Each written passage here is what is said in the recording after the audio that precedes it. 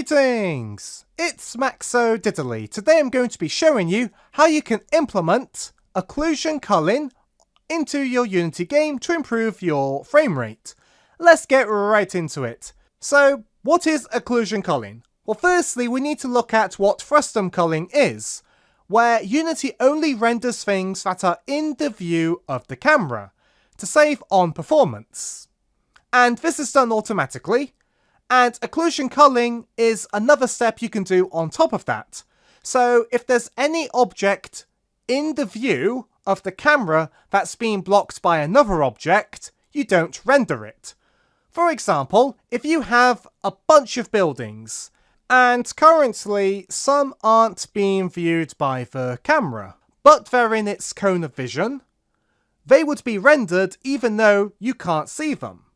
With occlusion culling, anything that's being blocked in the view of the camera won't get rendered, therefore you reduce the amount of draw calls and therefore improve your frame rate. Let's get right into it. It's really quick and really easy to do, and I've got a little city here which will be a perfect demonstration of this in action. So the first step is, this version of occlusion culling is only going to work on static objects, which are objects that don't move. And by don't move, I mean their transforms don't change. So these objects can't rotate, they can't move, and they can't change size. And the first step is we do need to make objects in our scene static. So let's do that. So I'm going to be making everything in this city static. So I'm going to click on an object, and in the top right corner, you're going to see a tick box, and we're going to tick it to make it static. To double check that it's all working, click on this little drop down box here and make sure occluder static and occludee static are ticked. Basically, an occluder is an object that can block the view of another object, and an occludee is an object that can be blocked. You can have an object be an occluder and an occludee, which I'm going to do in this tutorial to keep things simple. Now, you may think, oh no, I have to go through every object in my game and tick them as static. You don't have to. If you've organised your project in a way where you have just a few parents with a bunch of static objects, you can go to the parent, click on the static tick box here. It will then ask you to change the static flags in all children. So click yes, change in children. And this will mean every child is now flagged as static, which is perfect. The next step is, we want to go up to Window, and then go to Rendering, and then do Occlusion Culling. So firstly, we need to bake an occlusion map, and this lets Unity know who the occluders are and who the occludees are, so Unity can reduce how many draw calls there are. So we're going to go to Bake, and we're going to keep the parameters as default by now.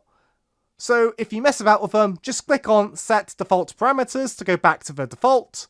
You can modify these, experiment with them, but we're going to keep it as the default, and then you want to click on Bake.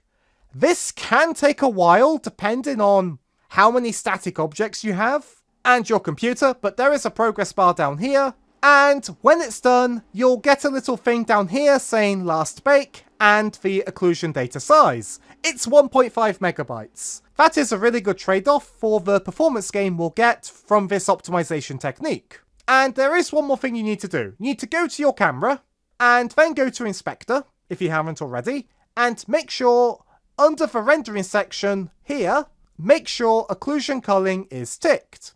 If it's ticked, you've done everything, and you're set to go. And what I'm going to do is, I'm going to firstly just go to my game view and press play. And instantly, the frame rate is a lot higher than it was at the start of the video, which is really good. If you want to know how to open up the statistics, you just need to click on the stats button up here. It's really quick and really useful for quick debugging. But there is another thing we can do to see the occlusion culling in action. You need to go to your scene view, make sure your camera is selected, then go to the occlusion tab up here, and somewhere in your scene view you're going to see this little occlusion culling box. And what you want to do is, you want to make sure it's on Visualize, and I recommend you have camera volumes ticked. If you do visibility lines, you can then see all the lines to see what the camera picks up on, which is really cool.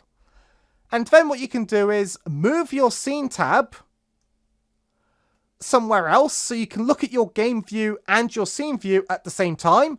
And you can now see how the occlusion culling is working. And this can just be really cool to look at and really help you understand how this optimization technique works. If you're doing this, your frame rate will take a huge dip because this frame rate is based on the Unity frame rate, not your game frame rate. So as you can see, the frame rate has taken a big dip because Unity's rendering a lot more to the screen because we've got 2 views of the game, all of the debug lines. So thanks for being a great audience. Be sure to leave a like and a comment if you enjoyed, and subscribe for more Unity tutorials. Thanks for watching.